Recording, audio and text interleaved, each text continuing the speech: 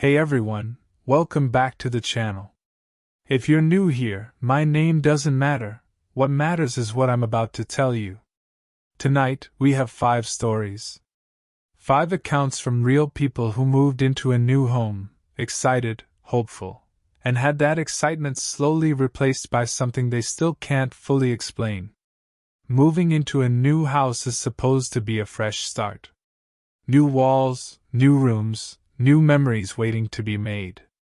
But sometimes, the house already has memories. And sometimes, whatever left those memories behind, never really left. Get comfortable. Turn the lights down if you want. And whatever you do, try not to think about the sounds your house makes at night. Let's begin.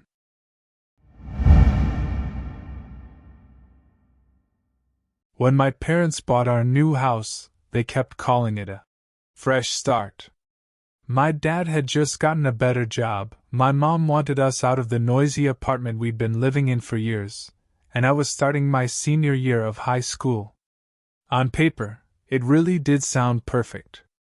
The house was 2 stories, painted a clean pale gray, with a wraparound porch and a detached garage behind it. It was in a quiet neighborhood where every lawn looked cut with a ruler. The first time I saw it, I remember thinking it didn't look haunted at all.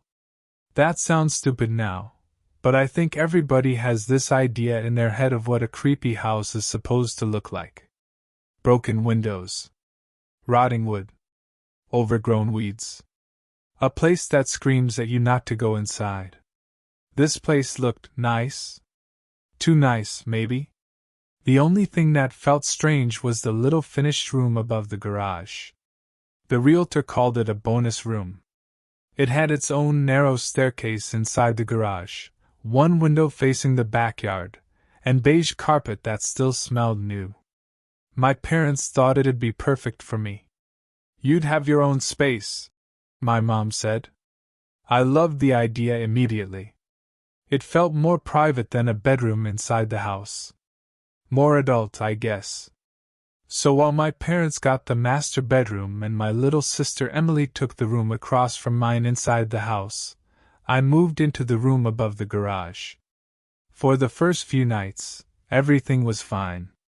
Actually, better than fine. I stayed up late playing games, watched videos with my headphones in, and loved the silence. The only sounds out there at night were crickets, the hum of the air conditioner, and sometimes the distant barking of a dog from somewhere down the street. Then on the 4th night, I heard footsteps on the garage stairs. It was a little after 1 in the morning. I was lying in bed scrolling on my phone when I heard the first slow creak. Then another. Then another. The stairs were old wood under cheap carpet, and they had this very specific sound to them. Not just a creak. More like a weighted groan. Like somebody was climbing slowly and trying not to be heard. I sat up and listened. The footsteps stopped right outside my door. My door didn't have a lock yet because my dad said he'd install one later. For maybe 10 seconds, there was total silence. Then I heard a soft scratch. Not on the wall. On the door. I got up and opened it fast, expecting to see my dad messing with me or Emily being weird. But the staircase was empty. The garage below was dark. I remember standing there, one hand still on the doorknob, looking down those stairs and feeling this strange cold wave pass through me. I told myself it was the house settling, or maybe I'd imagined it because I was half asleep. I went back to bed. The next morning at breakfast I asked if anybody had gone into the garage late. My mom shook her head. Why would we? I heard somebody on the stairs. Dad laughed. Probably mice. In a staircase? He shrugged. Big mice. Emily smirked and said, Maybe your bonus room has a secret ghost. My mom gave her that look mothers give when they want you to stop talking. But it was too late. That joke sat in my head all day. That night, nothing happened. The night after that, I heard it again. This time it was closer to 3 in the morning. Step. Step. Step. Slow. Careful. Deliberate. I was fully awake this time, frozen in bed, staring at my bedroom door while the sound came up the stairs. Then it stopped outside again. No scratching this time. Just a tiny sound like breathing on the other side. I know how crazy that sounds, but that's what it felt like. Like somebody standing there, inches from the door, listening to me breathe. I didn't get up. I stayed under the blanket like a little kid and kept staring until morning light came through the blinds. The next day I told my dad I wanted the lock installed now. He teased me for being scared of attic mice, but he put one in that evening anyway. For one night I felt better. Then the knocking started. 3 knocks. Always 3. Not loud. Just enough. Knock. Knock. Knock. The first time it happened, I called my dad. He answered groggily and annoyed. What? Somebody's at my door. He was quiet for a second. At your room door? Yes. Stay there. A minute later, I heard him cross the backyard below. I heard the garage side door open, then his heavy footsteps on the stairs. He tried my door. It's me. I unlocked it. He looked irritated more than worried. There's nobody here. I just heard knocking. He looked down the stairs, then into my room, then out the window. Maybe pipes. Maybe the wood. Dad, it sounded like knocking. He sighed. You're in a new place. New sounds. Try to sleep. He went back to the house. I didn't sleep. A few days later, my sister came into the garage while I was moving some boxes around. She stood at the bottom of the stairs and said, Can I tell you something without you making fun of me? That caught my attention because Emily never asked permission to say weird things. Sure. She looked back at the door leading into the yard like she was making sure nobody was listening. Last night I saw someone in your window. I laughed, but only because I was uncomfortable. What? From my room. I got up to use the bathroom, and when I looked outside I could see your window over the garage. And there was a person standing in it. I stared at her.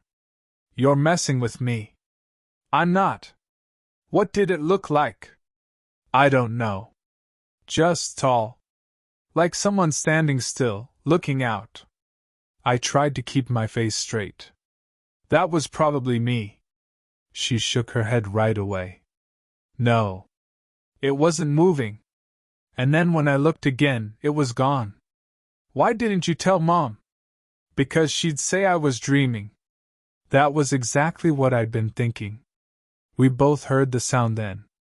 A single thump from upstairs. We looked at each other. I had been down there with Emily for maybe 10 minutes. Nobody had gone up. I grabbed the metal flashlight sitting on a shelf and started up the stairs, suddenly hyper-aware of how quiet the garage felt. Emily stayed below, which I didn't blame her for. When I got to the top, my room door was shut. I knew I'd left it open. I stood there for a second, then pushed it open with the flashlight in front of me like that was going to help. My room looked normal. Bed unmade. Desk chair angled away. A hoodie on the floor. Nothing else. Then I noticed the closet door. Open. I always kept it closed. I don't know why, but I didn't go check. I just walked backward out of the room, shut the door, and came downstairs. Emily looked at me with wide eyes. Well? Nothing. But I must have looked pale because she didn't believe me. That evening I finally told my parents everything. The footsteps. The knocking. Emily seeing someone in the window. The noise from upstairs. My dad was annoyed again. My mom looked more concerned. Dad said, There is no one living in the garage. I didn't say there was. Then what are you saying? I don't know. My mom asked the realtor the next day if there had been any problems with the house. We got a very normal answer. The previous owners were an older couple. The husband had died 2 years earlier. The wife moved closer to her daughter after that. No crime. No break-ins. No weird stories. That should have made me feel better. It didn't. Because weirdly enough, it made the thing happening feel more personal. Less like some old house legend and more like something that had started with me. The next night my friend Kyle came over to stay in the room above the garage with me. He thought the whole thing was hilarious. "This is gonna be great," he said, throwing his backpack onto my chair. "If a ghost scratches the door, I'm asking it where it hid the gold." We stayed up late talking and watching videos. Around 2, we turned the lights off. At 2:37, the knocking came. 3 soft knocks. Kyle immediately sat up. "Okay, that was real," I whispered. "Told you." We both stared at the door. Then came the footsteps on the stairs. Creak. Creak. Creak. Kyle whispered. "Your dad? He wouldn't come out here this late." The steps stopped outside the door. Then the doorknob moved. Very slowly. The lock clicked against the pressure. Kyle grabbed my arm so hard it hurt. There was no laughing now. The handle turned farther, stopped, then eased back into place. And then from the other side of the door, in a voice so low we almost didn't hear it, someone said, "Let me in."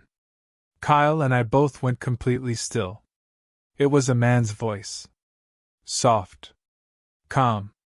Almost tired sounding. "Let me in," it said again. I shouted, "Dad?" Nothing. Then the voice came once more, closer to the door now. "I know you're awake," Kyle whispered. "Call the police." My hand shook so badly I almost dropped my phone. Before I could dial, the footsteps started going back down the stairs. Slow. Unhurried. Like whoever it was knew there was no rush. My dad and the police searched everything. The garage. The backyard. Around the house. The street. Nothing. No signs of forced entry. No prints they could use. The officer asked if it could have been one of us playing a prank. I looked at Kyle. He looked at me. Neither of us said anything. After that, my parents finally took it seriously enough to let me move back into the house. I slept on the living room couch for 2 nights while they rearranged some rooms. My dad even installed a better deadbolt on the garage side door and motion lights around the backyard.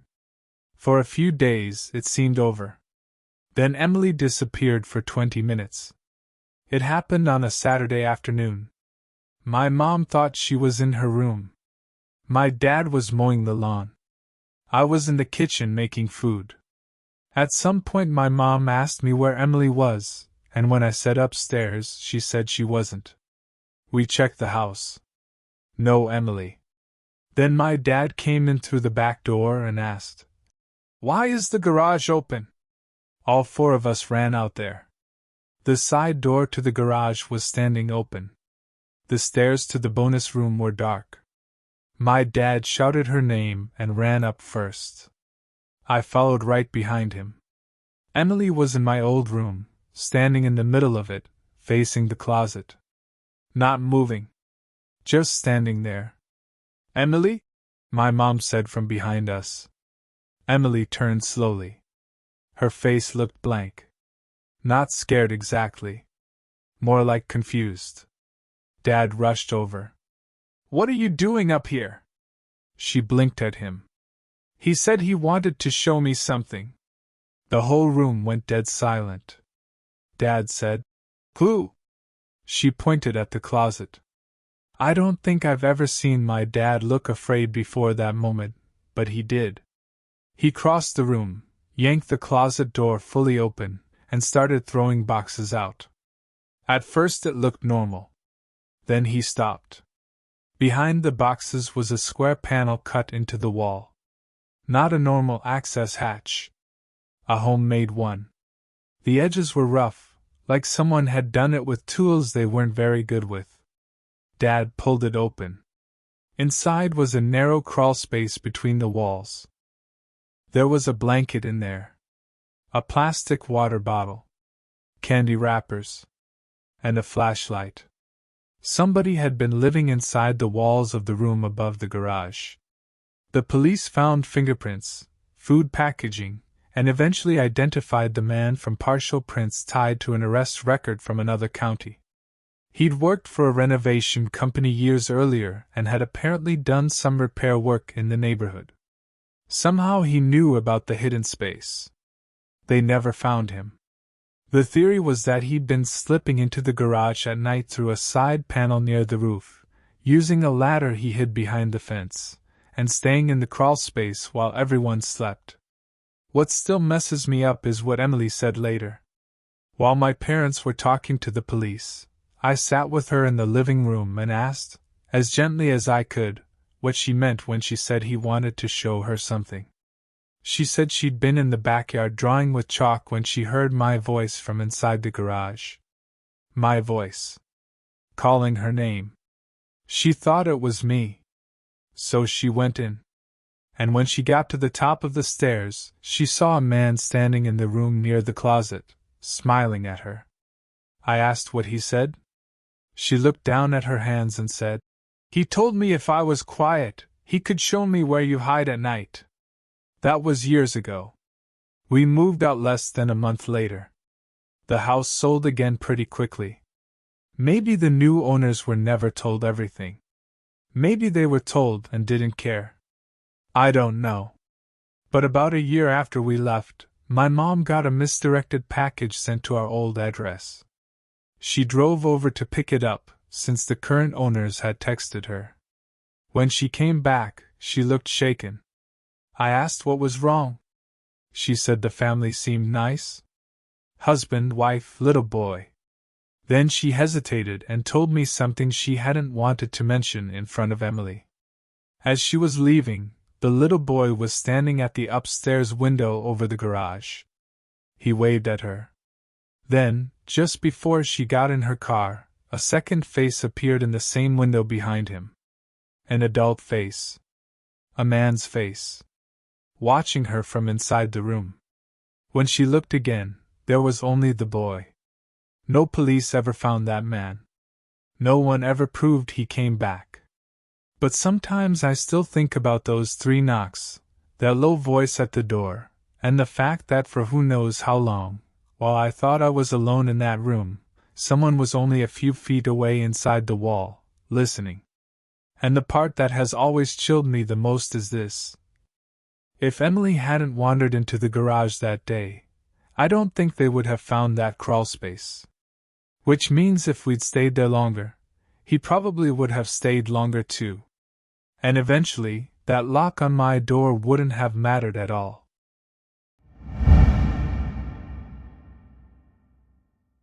My wife and I bought our first house in late October. The timing wasn't planned to be creepy. It just happened that way.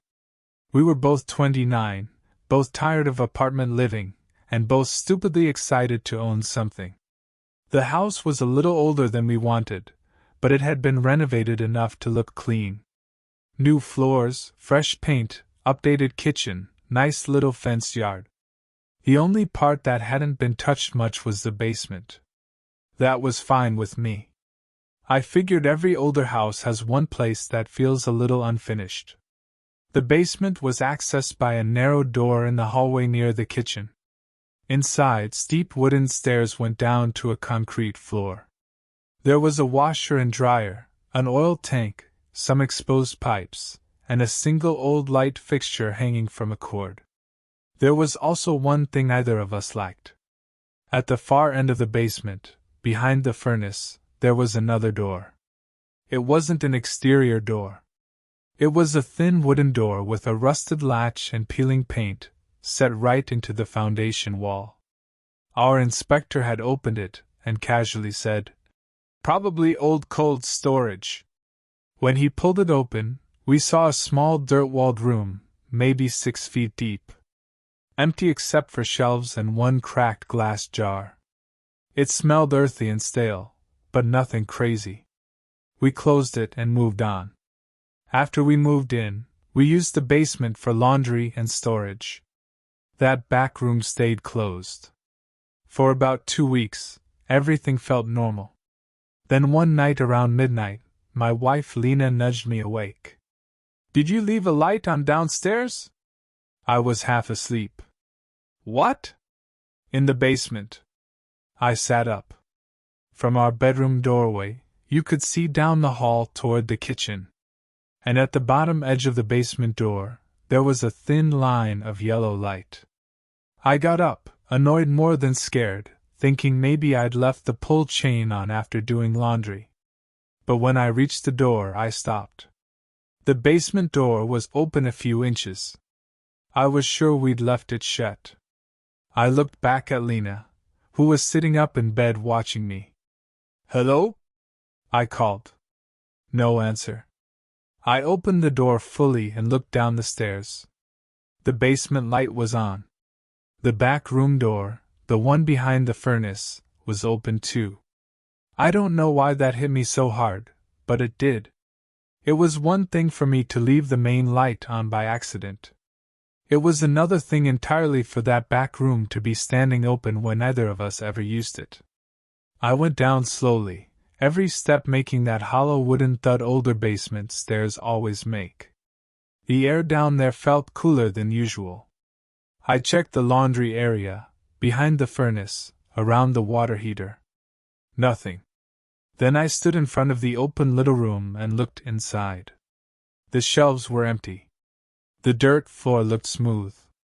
And in the back corner, facing the wall, was the cracked glass jar I'd seen during the inspection. Except I remembered it being on the shelf. Now it was on the floor. I didn't touch it. I shut the little door, turned off the basement light, and came back upstairs. Lena asked, "What was it?"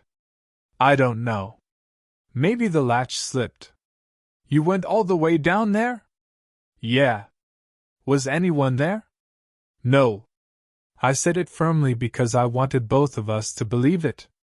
The next morning, I checked again in daylight. Everything looked normal. I even tested the little room's latch. It was flimsy and old. I could see how maybe vibration or settling could have made it come loose. That explanation lasted maybe 3 days. Then Lena called me at work. Her voice sounded strange. Tight. Controlled. "Can you come home?"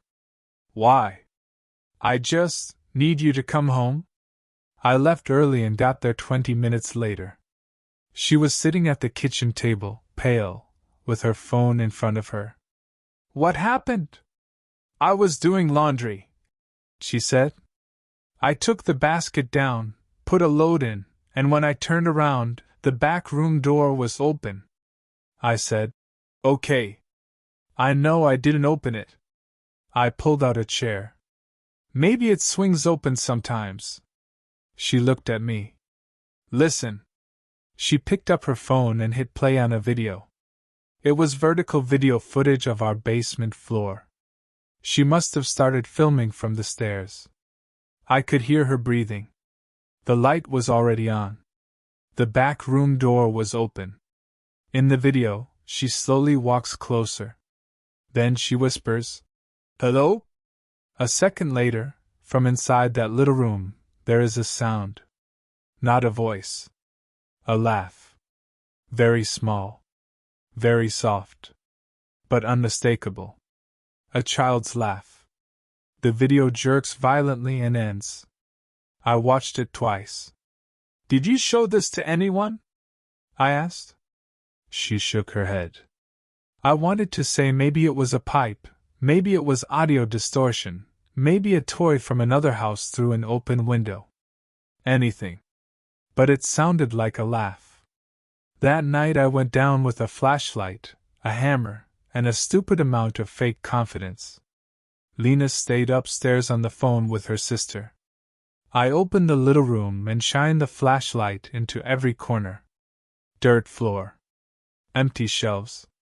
Stone walls. Nothing hidden that I could see. No vents. No animals. When I bent down to look closer at the floor, I noticed something I'd somehow missed before. Tiny marks in the dirt. Not footprints. More like lines. Like someone had dragged their fingers lightly through the ground. There were several of them, all leading toward the back wall. I touched the wall. Solid stone. No secret opening. No gap. Just stone. I closed the door and came back upstairs feeling worse than before. Over the next week, weird things started happening more often, but always around that basement. The light would be on when we woke up. The basement door would be cracked open. One morning the door to the little room was shut, but the latch was lifted. Once, while I was in the kitchen making coffee, I heard what sounded like running footsteps directly beneath me. Quick, light footsteps on the basement floor. When I opened the door and listened, it stopped. Lena finally said the thing we were both avoiding. "I hate this house," I said. "We just bought it." "I know. We can't just leave because of noises." She didn't say anything, but I could tell she was close to crying. A few nights later, I woke up around 3 to the sound of the washing machine running. That was impossible because we hadn't started a load. I got up and immediately saw that familiar yellow light under the basement door. This time Lena was still asleep. I remember standing in the hallway in my boxers, staring at that line of light, and feeling genuine dread. Not nerves. Not curiosity. Dread. Like every part of me was saying, "Do not go down there." Then the washing machine stopped. And in the silence, I heard another sound. A knock. Coming from beneath the floor. One knock. Then another. Then a third. It wasn't random. It was spaced like someone doing it on purpose. I woke Lena and we called the non-emergency police line, because at that point it felt stupid not to.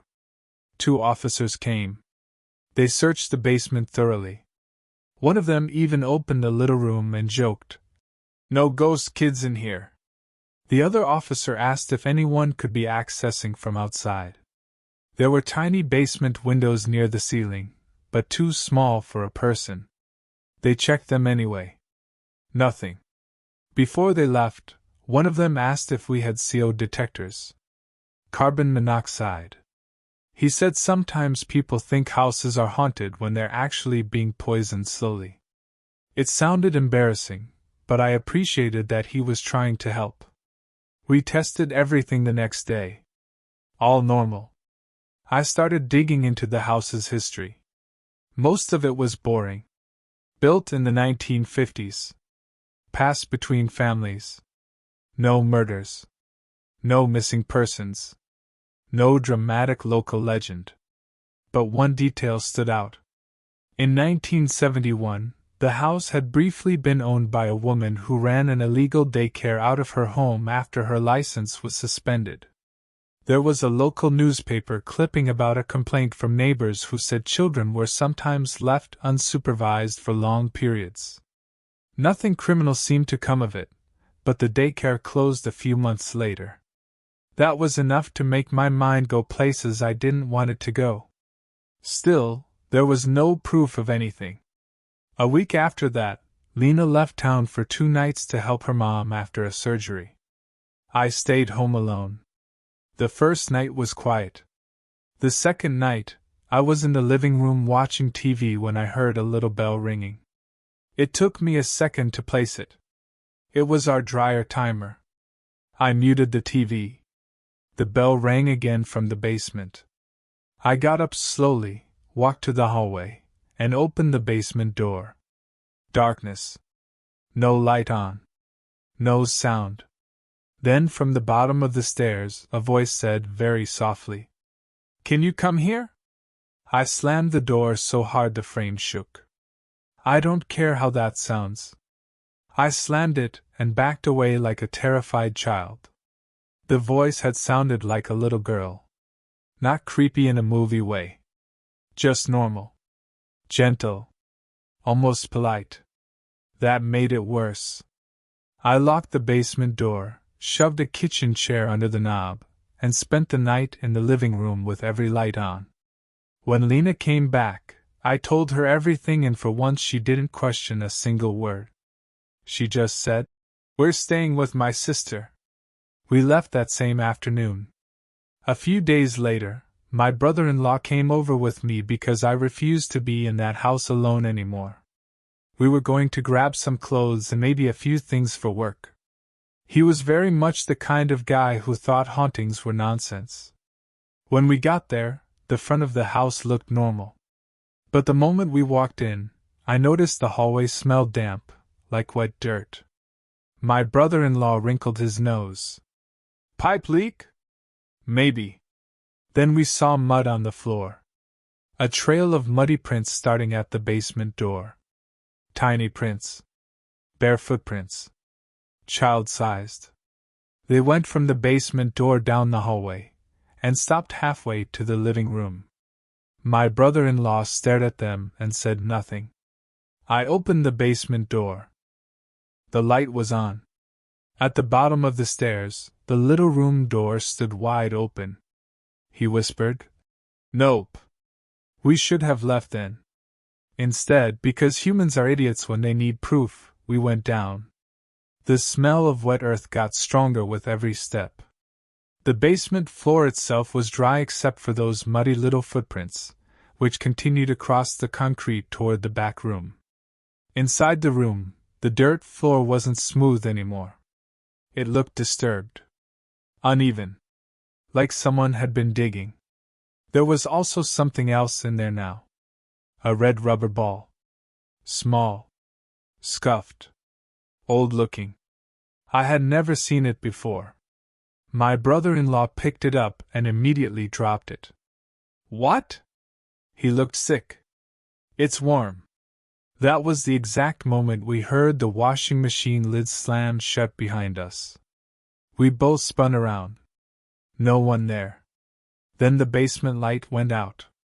Total darkness. My brother-in-law swore and grabbed my arm while I fumbled for my phone flashlight. Before I could turn it on, something moved in the dark to our left. Fast. Low to the ground. I heard feet slapping wetly against concrete. Then a child giggled right beside us. We ran. Not even a question. We tripped over the stairs, slammed into the hallway wall, and got outside so fast I left my phone in the basement. Neither of us went back in for it. Police came again after hearing the full story and seeing the muddy prints, but by then the prints were gone. My phone was found at the base of the stairs, screen cracked, video recording on by accident. I didn't want to watch it. But I did.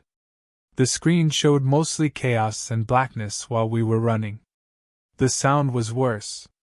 Heavy breathing, shoes scraping, my brother-in-law yelling.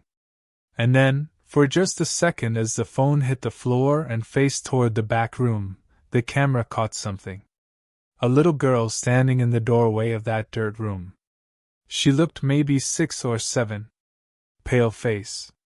Dark wet hair hanging around it. Dirty white dress. She wasn't smiling. She was just standing there holding the red ball, staring straight at the camera. Then, from behind her in the darkness of that tiny room, a second shape rose up. Much taller. Too tall for the room, almost bent. I stopped the video there. We sold the house at a loss months later. We never went back. We never told the buyers the whole story because honestly I don't think they would have believed us. Here's the part that still bothers me most.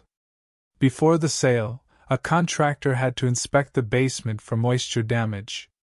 He called me afterward and asked something strange. He said, Did you know there's fresh concrete under that back room? I said no. Apparently, when he moved some of the dirt, he found a rectangular patch below the surface. Newer than the foundation around it.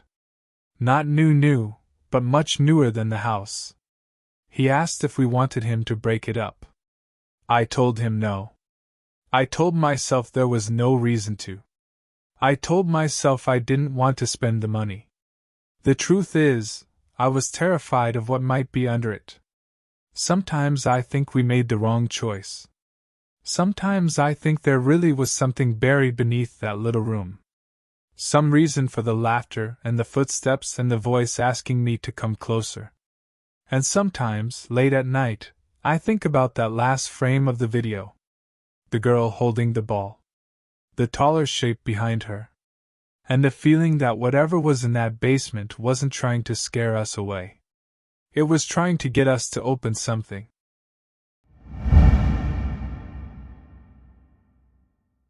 I moved into my new house alone after my divorce. That sounds dramatic, but it really wasn't at first. It was supposed to be a peaceful reset. Smaller home, quiet street, no shared memories in every room. I was 36, tired, and honestly looking forward to a place that was just mine. The house was a narrow 2-story with dark blue siding and a lot of windows. Too many, probably. Every room seemed to have one in a weird place. There was even a window in the upstairs hallway, which looked down over the side yard and the long gravel driveway. That hallway window ended up becoming the one I hated most. My first week there was ordinary. Unpacking. Ordering furniture. Learning the little noises every house makes. The fridge buzzed. The upstairs bathroom fan rattled. The stair rail clicked when you grabbed it too hard. There was also another sound, but I didn't notice it right away. A soft tapping upstairs at night. At first I thought it was tree branches against the siding. But there were no trees close enough to hit the second floor. Then I thought maybe rain, except I heard it on clear nights too. Tap. Tap tap. Pause. Tap. Always from somewhere near the upstairs hallway. One night around 11, I decided to actually check. I turned off the TV downstairs and stood at the bottom of the stairs listening. There it was again. Tap. I went upstairs, expecting to find a loose blind or something silly. But when I reached the hallway, the sound stopped. The window at the end of the hall was shut. Locked. Nothing touching it outside. I remember putting my face near the glass and looking down into the side yard. The motion light turned on. Nothing there. I went to bed feeling stupid. The next morning, there were fingerprints on the outside of that hallway window. I know they were on the outside because I rubbed the glass from inside and they didn't smear. 5 long streaked prints near the lower corner, like someone had pressed a hand there. That got under my skin. I called my brother and asked if he'd stop by after work to look around the outside of the house. He did. We checked the yard, the window, everything. The strange part was how high up that window was. There was no deck below it, no roof ledge, nothing easy to stand on. You'd need a ladder. Maybe from the old owners cleaning it, he suggested. I wanted that to be true, but the prints looked fresh. That night I closed every blind in the house. At around 2 a.m., I woke up because I heard tapping again. Not upstairs this time. Inside my bedroom. I opened my eyes and saw moonlight spilling through the blinds. The tapping was coming from the window beside my bed. Tap. Tap tap. My whole body locked up. I lay there staring until it happened again, and I realized it wasn't the glass being hit. It was the wood frame. Like a fingernail lightly tapping against it. I grabbed my phone and turned on the flashlight, aiming it at the window. Nothing. The tapping stopped. I didn't sleep much after that. Over the next few days, I started noticing another pattern. The upstairs hallway always felt colder than the rest of the house. Not drafty old house. Cold. More like walking past an open freezer for 1 second. And every time I passed that hallway window after dark, I had the strong feeling someone was outside looking in. I know how common that feeling is. Most people have had it. The difference was how specific mine felt. Not vague nerves. Very clear. Like if I turned my head fast enough, I'd catch someone just below the window line. A week later, my neighbor across the street introduced herself while I was getting mail. Her name was Donna, an older woman who had clearly lived there forever. We talked for a few minutes, and then she casually asked, "You settling in all right?" "Yeah," I said. "Mostly." She tilted her head. "Mostly?" I laughed awkwardly.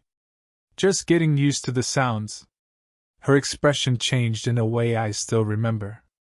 It was small, but immediate. "What kind of sounds?" I shouldn't have answered honestly, but I did. "Just tapping upstairs. At the windows." She looked at my house, then back at me. "Did the realtor tell you about the last owner?" I said no. She got quiet. "Just neighborhood gossip," she said finally. "Probably nothing." "Donna." She hesitated. "He lived alone. Kept to himself. Then one winter he just disappeared." I frowned. Disappeared? They found his car. Wallet inside. House locked up. No signs of him. Some people said he'd had problems. Maybe left town. Maybe something else. Police looked around for a while. And? She shook her head. Nothing. Why would that matter now? She gave me this odd look and said, "People used to say they saw him at the upstairs window after he was gone." I laughed because I didn't know what else to do. She didn't. That night I bought cheap security cameras online. Until they arrived, I used my phone to record the upstairs hallway window from a dresser in the hall. I set it up before bed, plugged it in, and went to sleep feeling ridiculous. The next morning, the recording was corrupted. Wouldn't play past the first hour. Again, probably explainable. Old phone. Low storage. Whatever. Still, I didn't like it. The cameras came 2 days later. I put one over the front door, one facing the driveway, and one inside upstairs pointed directly down the hallway at that window. The first 2 nights, nothing. On the third night, I got a motion notification at 3:14 a.m. I was awake in bed when it buzzed. The camera labeled hallway had detected movement. I opened the live feed. The hallway was dark except for the dim night light in the bathroom. At the end of the hall, the window was visible in grainy black and white. For a second I saw nothing. Then a face slowly rose into view from outside the window. It wasn't clear enough to make out details, but it was a face. Pale in the night vision. Eyes dark. Too close to the glass. I made a sound I'm not proud of and dropped the phone. By the time I picked it back up, the face was gone. I called 911 and locked myself in the bedroom until police arrived. They checked the property and found no one. What they did find were faint ladder marks in the gravel near the side yard. That was enough for me to think maybe this wasn't supernatural at all. Maybe someone was sneaking around the house and using the window to scare me. Which, honestly, was almost worse. I had brighter floodlights installed and started double-checking everything before bed. For a while it worked. Then the sounds moved. The tapping stopped being only at the windows. Now I'd hear it in the walls upstairs. Light little knocks from one side of the hallway, then the other, like someone moving inside the house just out of sight. One night I heard 3 quick taps directly on my bedroom door. I opened it immediately. Nothing. Another night I was brushing my teeth when I saw movement reflected in the bathroom mirror behind me. Someone passing the doorway. I spun around. Empty hall. That same week, Donna came over with a pie and told me something she hadn't wanted to say before. The previous owner, the missing man, had supposedly told several neighbors in the months before vanishing that someone was watching him from the upstairs hallway window. Not outside the house. Inside the reflection. That gave me chills in a way I can't really explain. Because I had already noticed something about that window. During the day it looked ordinary. At night, with the hallway dark, it reflected the inside of the house almost like a mirror. And more than once, while walking past it, I had the uneasy sense that the reflection wasn't matching me perfectly. Like there was the tiniest delay. I told myself I was tired and spiraling. Then came the night I know I wasn't imagining it. I was coming upstairs around midnight after locking the front door. The hallway light was off. Only the bathroom night light was glowing faintly. As I stepped onto the landing, I looked automatically toward the hallway window. I saw myself reflected there. And someone standing behind me. A tall man. Thin. Dark jacket. Face pale and long. I spun around so fast I nearly fell down the stairs. No one. I looked back at the window. Only me. I didn't sleep in the house that night. I drove to my brother's place and stayed there till morning. He came back with me the next day and helped me search the entire house. Attic, crawlspace, closets, everything. We found nothing. He kept saying, "Stress can do weird things." I knew that too. What I didn't know was how stress could explain what happened next. 3 nights later, I got another motion alert from the hallway camera. This time I didn't open the live feed right away. I forced myself to breathe first. Then I watched the saved clip. The hallway is empty. The window shows the dark outside. After about 10 seconds, a figure walks into frame from the left side of the hallway. Not outside. Inside. It's a man. Tall, thin, wearing what looks like an old dark coat. He stops in front of the window and turns toward it like he's looking at his own reflection. Then he lifts one hand and slowly taps the glass 3 times from the inside. Tap. Tap. Tap. After that he turns his head toward the camera. And the clip cuts out. I called the police again. They searched the house again. Again, no signs of anyone. The officer was patient, but I could tell from his face that he thought either the camera glitched or someone had hacked it somehow. So I took the camera down and replaced it with another brand. The next night, no motion. The night after that, I woke up around 1:30 to the sound of footsteps in the upstairs hallway. Slow footsteps.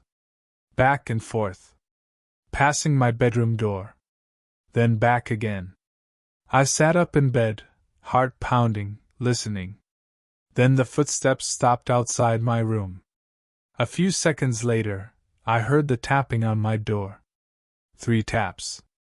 Very soft. Then a man's voice, low and calm, from the other side. "You can leave. I can stay here." I don't remember grabbing my keys. I just remember driving. I went to a motel and sat awake until sunrise, shaking so hard I thought I was sick. I never slept in that house again. Over the next month I had friends help me move out during daylight only. Every single time I went back inside, the upstairs hallway felt wrong. Heavy. Cold. Like the house was waiting. During the move, I found something tucked behind a loose board in the upstairs linen closet. A Polaroid photo. It showed the hallway window at night from inside the house. In the glass reflection, there was a man standing there. On the back of the photo, in faded pen, were the words, "He stands there when I don't." No date. No signature.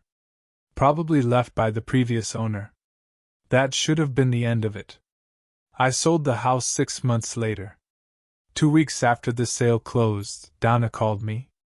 She asked carefully if I had ever told the new owners anything strange about the upstairs window. I said no. She went quiet. Then she said the new owner, a single father, had been asking around the neighborhood because his young daughter kept insisting there was another daddy in the upstairs hall at night. I told Donna not to tell me any more. But she did mention one last thing. The little girl had drawn a picture. It showed the house, the upstairs hallway window, and a man standing inside with one hand raised to the glass. Next to him, in the child's handwriting, were the words, "He waves when you leave." I wish I could say I never think about that place anymore. But every now and then, when I pass a dark window at night and catch my own reflection, I have to stop myself from looking too hard over my shoulder. Because I still remember that line the voice said at my bedroom door. "You can leave. I can stay here." And the worst part is, I think it was telling the truth.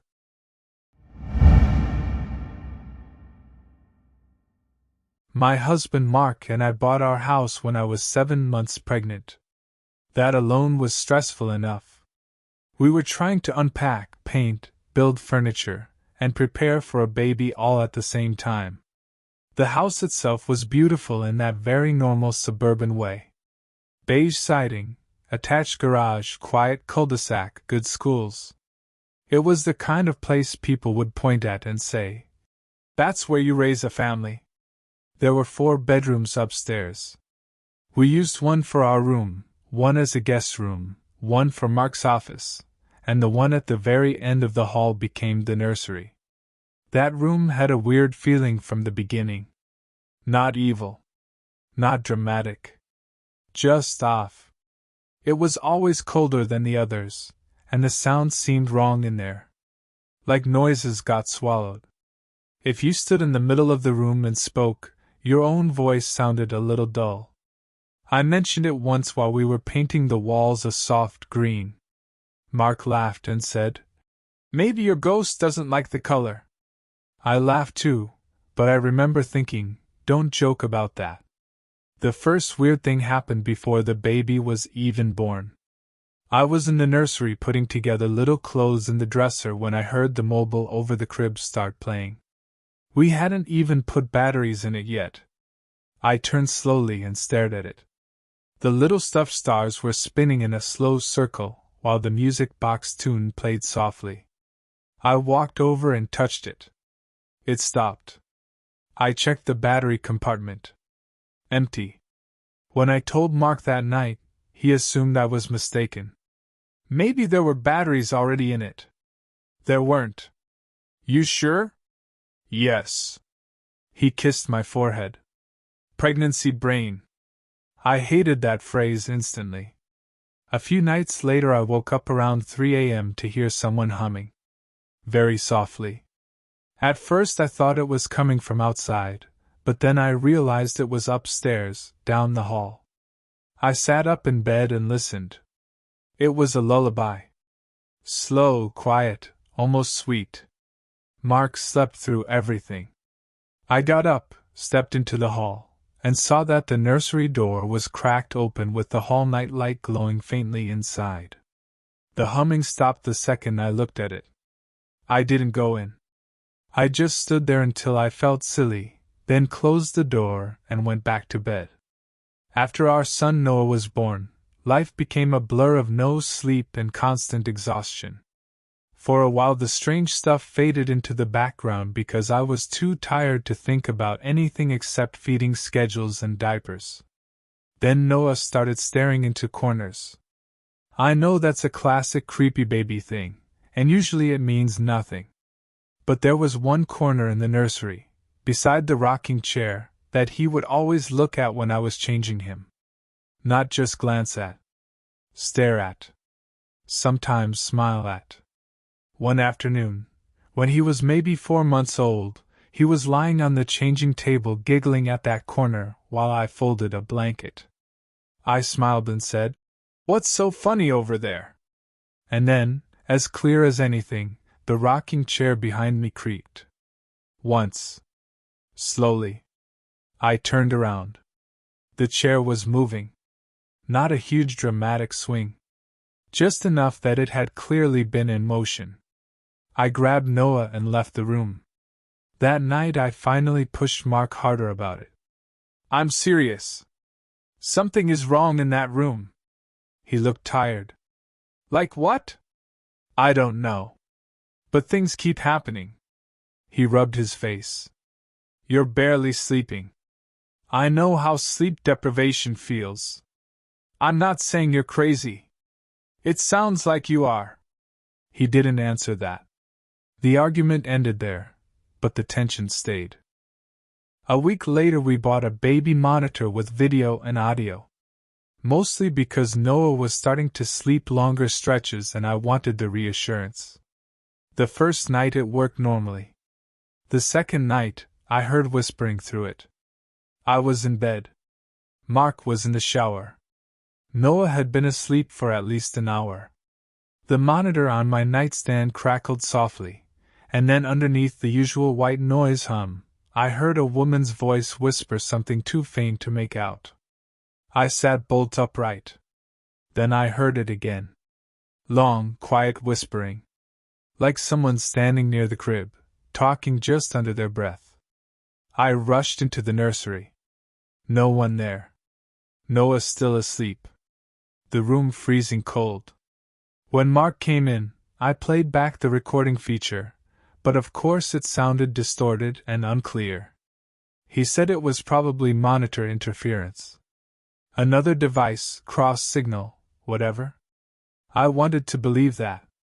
Then Noah got sick. Nothing severe, just a fever and trouble sleeping for 2 nights. I stayed in the rocking chair with him while Mark slept before work. Around 2 o'clock in the morning, Noah finally drifted off in my arms. That was when I heard the voice. Right beside my ear. A woman whispering, "He's not yours." I jumped so violently I nearly dropped him. The room was empty. Noah woke up crying. I ran into a hallway holding him and started sobbing. Full breakdown. Mark came out confused and panicked, and for the first time, genuinely scared because of how shaken I was. He took Noah. Sat me down. Asked what happened. When I told him, he didn't argue. The next day he checked the nursery thoroughly. Windows. Vents. Attic access. Everything. He even had his brother, who worked in construction, come look for any weird gaps or hidden speaker nonsense because he thought maybe I'd somehow gotten pranked by faulty electronics. Nothing. But his brother did mention something odd. The wall shared with the hall closet sounded hollow in one section. They opened a small piece of drywall to check. Behind it was empty space between studs, nothing more. Still, for the next few days Mark seemed less certain that I was imagining things. Then he heard it himself. It was a Saturday afternoon. I was downstairs folding laundry while Mark put Noah down for a nap. A minute later I heard him call my name from upstairs. Not shout. Call. But his voice had that tone people get when they're trying not to sound afraid. I went up and found him standing in the nursery doorway holding Noah. Mark looked pale. "What?" He swallowed. "I was laying him down and I heard someone singing." I stared at him. "Where?" He pointed to the baby monitor camera on the shelf. "At first I thought it was the monitor speaker feeding back. But then I unplugged it." He looked into the room. It kept going. After that we moved Noah's crib into our bedroom. Neither of us said it out loud, but we both avoided the nursery unless we had to. Then one night the nursery door slammed on its own. Hard enough to wake both of us. Mark grabbed the bat we kept in the closet, and we checked the whole upstairs. Every window was shut. No draft. No open vent blowing. The nursery door had been opened before bed. We both knew that. The next morning, I asked our next-door neighbor if she knew anything about the house's history. She didn't, but she gave me the number of an older woman down the street who had lived there since the houses were built. That woman invited me in, gave me tea, and after some gentle questions, finally said she did remember one family that had lived in our house years earlier. A husband, a wife, and a baby girl. The baby had died in the nursery. SIDS, she thought. Sudden infant death syndrome. The family moved away shortly after. That information hit me hard, but it still didn't explain the voice I heard saying Noah wasn't mine. If anything, it made it worse. That night, Mark and I decided we were not using the room anymore. We'd turn it into storage, paint it later, whatever. Before going to bed, Mark went in to unplug the monitor camera and take down the mobile. A few seconds later, I heard him say, "What the hell?" I ran upstairs. He was staring at the wall beside the rocking chair. Written on it, faintly but clearly, were handprints. Small handprints. Like a child with paint on their hands had pressed both palms to the wall, and then dragged them downward. Except it wasn't paint. It looked more gray than any color I recognized, and it seemed to be coming from beneath the fresh paint, not on top of it. Mark touched one and pulled his hand away immediately. "It's cold." We left the room and shut the door. By now this was beyond either of us rationalizing, but we still tried. We had the wall checked for moisture. We had the HVAC inspected. We had an electrician come test for weird voltage issues. Nothing. Then came the worst night. Noah was sleeping in our room in his bassinet. Around 3:30 I woke up because the baby monitor was on. I mean the monitor that went to the nursery. The one Mark had unplugged. Its screen glowed on the dresser. On the screen, the nursery camera showed the empty room in grainy green night vision. I nudged Mark awake. We both looked at it.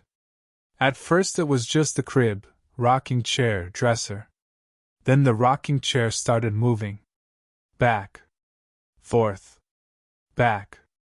Forth. A shape appeared in the corner beside it. Not all at once. More like the room darkened in one area until it became the outline of a woman standing there. Long white gown. Head tilted down. Mark whispered, "Oh my God!" Then the woman lifted one arm and pointed directly toward the camera. The monitor audio crackled, and through the static we heard a whisper. "Give him back." The screen went black. Mark unplugged the monitor base from the wall so hard he nearly broke it. The next morning we packed essentials and went to my parents' house. We stayed there for 2 weeks while figuring out what to do. Mark returned to the house once during the day to grab some mail. He found the nursery door open, even though he'd closed it. And according to him, the room smelled strongly like baby powder.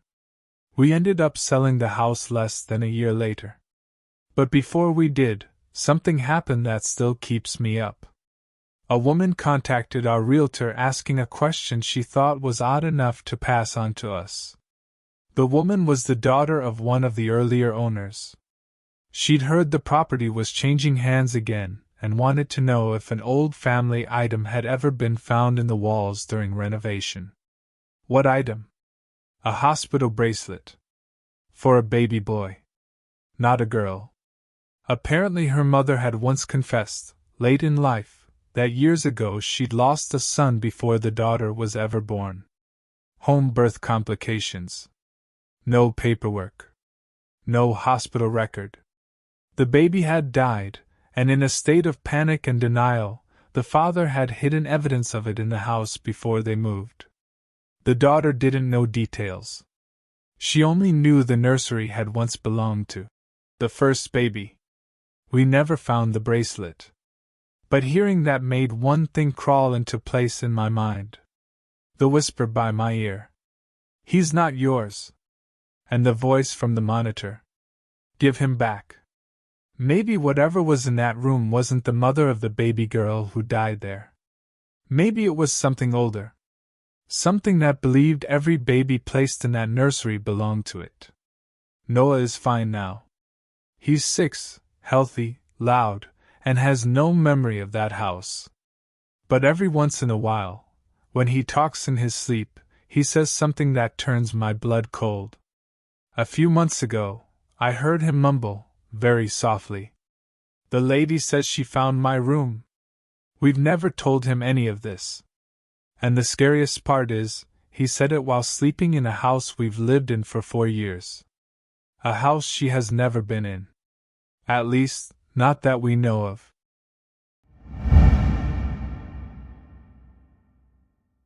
The house we bought was way bigger than anything my girlfriend Tasha and I needed. That should have been my first clue that something was off. It was a 3-bedroom place at the edge of town, older but renovated, and priced lower than anything else in the area. The seller wanted it gone fast. The realtor said the owners had already relocated out of state and didn't want to deal with a long sale. I should have asked more questions. The strange thing about the house was the 3rd bedroom. It was upstairs at the end of a short side hall, smaller than the others, with a heavy door and an old brass lock on the outside. Not inside. Outside. The realtor laughed that off immediately. Probably used as an office or storage room at some point. The room itself looked plain. New carpet. White walls.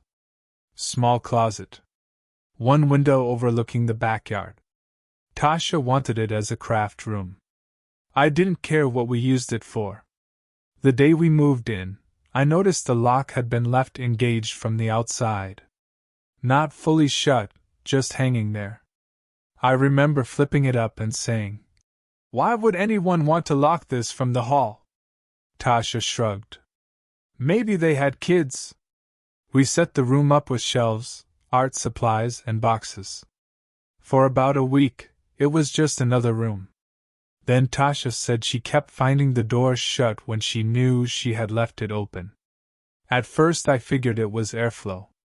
Then she told me the window had been opened twice too, even though she always kept it closed so dust wouldn't get on her materials. "Maybe you're forgetting," I said. She gave me a look. "I'm not forgetting." The first really creepy thing happened on a Thursday night. I was downstairs playing games while Tasha showered. I heard her come halfway down the stairs and call my name.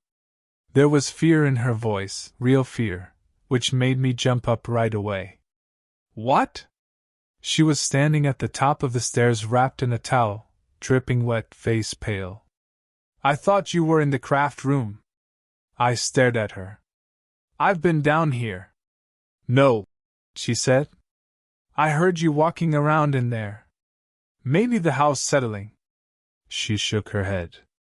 "It sounded like footsteps. Back and forth." I went upstairs and checked. The room door was closed. Inside, nothing seemed moved at first glance. Then Tasha pointed at one of the little wooden mannequin figures on the shelf. It had been turned around to face the door. That was weird because she always kept them arranged facing the desk for drawing reference. I laughed uneasily and rotated it back. That night, right before bed, we heard the lock click. A tiny metallic sound from upstairs. We both looked at each other. I said, "Stay here." When I went up, the side hall was dark except for moonlight from the window at the end. The bedroom door was shut. The brass lock on the outside had been turned down. Locked. I unlocked it and stepped inside. Empty room. Window closed. No explanation.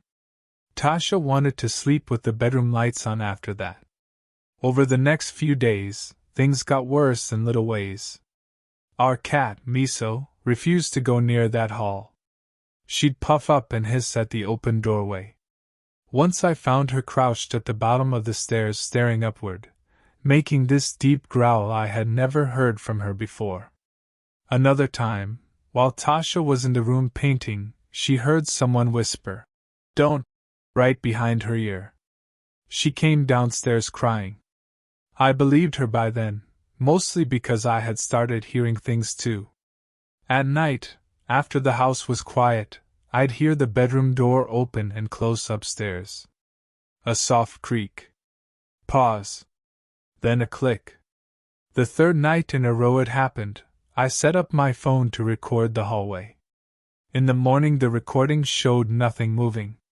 But at 2:11 a.m., the audio picked up a sound very clearly.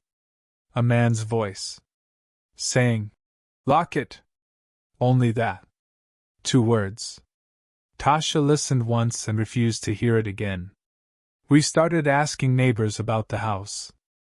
Most didn't know much, but the older guy directly behind us did. When I described the outside lock on that third bedroom, his face changed right away. He asked, "They left that on there?" "Yeah." He looked over at our house for a long second and then said the previous owners had had a son. Teenager. Quiet kid. Homeschooled for a while. People in the neighborhood rarely saw him outside. Then one day the family was just gone. "No one knew what happened?" I asked. He shrugged. "Rumors. People always have rumors." "What rumors?" He lowered his voice. "That the boy had issues. Violent episodes. That they kept him isolated." I felt sick. He added quickly, "Could all be nonsense." But it didn't feel like nonsense when I got home. That evening I examined the door more closely. The outside lock was old, but the wood around the frame had deep scratches on the inside. Long gouges near the handle. Like someone had clawed at it. I didn't show Tasha. I should have. Instead, I unscrewed the brass lock and threw it in the garage trash, like removing it would somehow solve anything. That night was quiet. The next day Tasha said maybe it was all tied to that stupid lock, and now that it was gone the room felt better. I wanted to agree. Then Miso vanished. We searched the whole house. Closets, under beds, basement, laundry room. I finally heard faint scratching from upstairs. From inside the locked bedroom. Except there was no lock anymore. Still, the door would not open. It wasn't stuck in a normal way. It felt like someone on the other side was holding it shut. I slammed my shoulder into it once, twice, 3 times. On the third hit, it flew inward. Miso shot out past my legs so fast she almost took me down. The room beyond was freezing. One of Tasha's shelving units had been tipped over. Paint bottles rolled across the floor.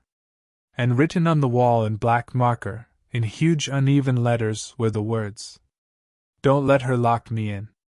Tasha screamed when she saw it. I called the police because at that point I didn't care if they thought we were insane. They came, took photos, checked for signs of break-in, and naturally found none. No open window. No footprints outside.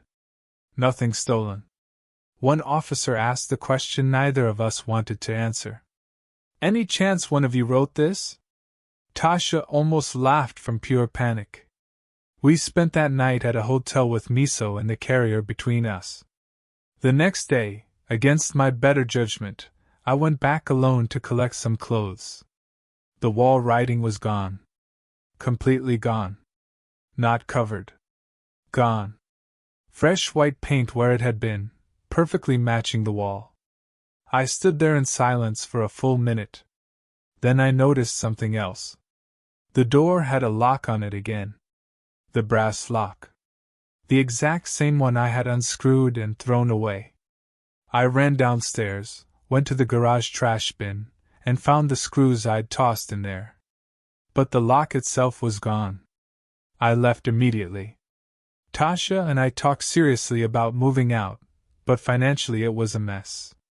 So instead, we made a terrible compromise. We closed off that whole side hall and tried not to use the room. For maybe a week, That almost worked. Then Tasha started sleepwalking. She had never done that before in her life. The first time, I woke up and found the bed empty.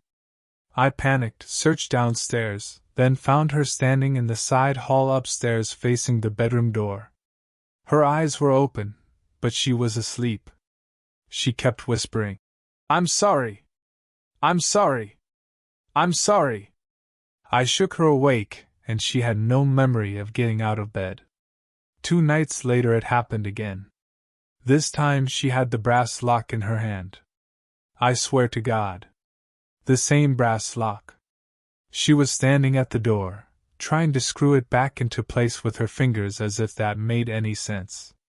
When I woke her, she screamed and dropped it. The next morning, the lock was gone again. At this point I did something I probably should have done much sooner. I paid for records requests, dug through local archives, and tried to find out what had really happened in the house. I found almost nothing official.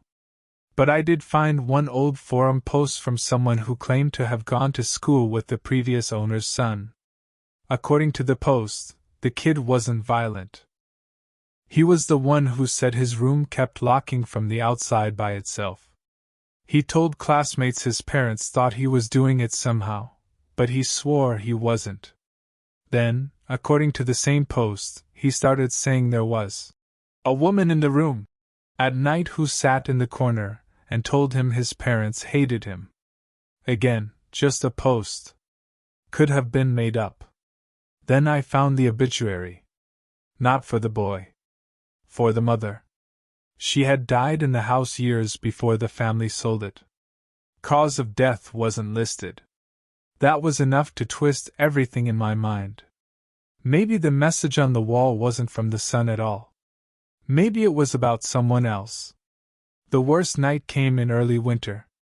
The power went out during a storm. Whole street dark. Tasha and I lit candles downstairs and tried to wait it out.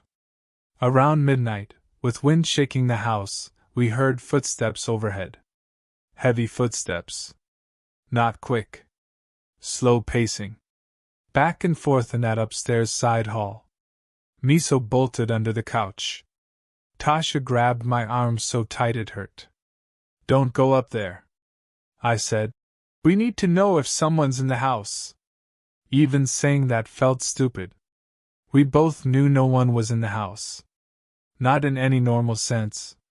I took a flashlight and went upstairs. The air got colder with each step. At the end of the hall, the bedroom door was open. Inside, by the beam of my flashlight, I saw all of Tasha's supplies piled in the center of the room like someone had made an offering. Brushes. Canvases. Fabric. Little jars. And sitting on top of the pile was the brass lock. The window was open, curtains blowing inward. Then I heard a sound from the closet. Crying. A teenage boy crying softly. I whispered, "Hello?" The crying stopped. And from behind me, in the hallway, a woman's voice said, "You always let them out." I turned so fast I almost fell. No one there. When I looked back at the room, the closet door was slowly opening on its own. Inside the closet, carved over and over into the wood, were the same words, layered on top of each other until the wood was almost shredded. "Let me out. Let me out. Let me out." I ran. I don't care. I ran. We left that night in the storm and never slept there again. Tasha stayed with her sister. I handled the legal mess and eventual sale. We lost money. I didn't care. But before everything was finalized, I got one phone call from a contractor hired by the buyers to repaint upstairs. He said, "Did there used to be another lock on that room?" My stomach dropped. I said yes. He went quiet, then told me he'd found old patch marks on the inside of the door frame too. Not just the outside. Multiple places where locks had once been installed from both sides over the years. as if people had kept changing which side they were trying to keep closed. That was bad enough. Then he said there was something else. When they pulled baseboard from the closet, they found a folded sheet of paper shoved into the gap in the wall. He read it to me over the phone because he thought maybe it was important. It was a note in shaky handwriting. If she says she is your mother, do not turn around. If she cries, do not open the door. If she says she locked herself in, she is lying. I asked whose handwriting it was. He said he didn't know. I asked where the note was now. He said it had disappeared from the work table before he could bag it up. The buyers still went through with the purchase. I wanted to warn them more directly, but how do you tell someone not to trust a crying woman in a room that shouldn't lock itself? So I said nothing. About a year later, out of morbid curiosity, I drove by the house. I only meant to pass it. But I slowed down when I saw the upstairs light on in that side hall. The new family had a little girl. I knew that from the toys in the yard. As I drove past, I looked up and saw the third bedroom door standing open. In the hallway outside it, a woman was kneeling with her back to the hall, as if she were trying to talk to someone inside the room. I couldn't see her face. I assumed she was the mother. Then she turned slightly, just enough for me to realize something was wrong. There was no one in the room. No child. No second person. And yet, from my car through the closed windows, I heard the lock click. I looked back up. The woman was gone. Only the open bedroom doorway remained. I drove away and never went back. Sometimes I think about that note hidden in the wall. If she says she is your mother, do not turn around. The thing that gets me is how specific that warning was. How it must have been written by someone who learned the hard way. And if that's true, then somewhere in that house, at some point, somebody did turn around. Maybe that was the boy. Maybe that was his mother. Maybe that's why people kept changing which side of the door got the lock. Because they were never sure whether they were trying to keep something trapped inside the room or outside of it. Which of these 5 stories got under your skin the most? Drop it in the comments. And if something has happened in your home, something you haven't been able to explain, something you've been carrying around and just needs someone to hear, we want to know. Subscribe so you never miss a new story. And reach out to us directly at belladarktales@gmail.com. We read everything. Sleep well.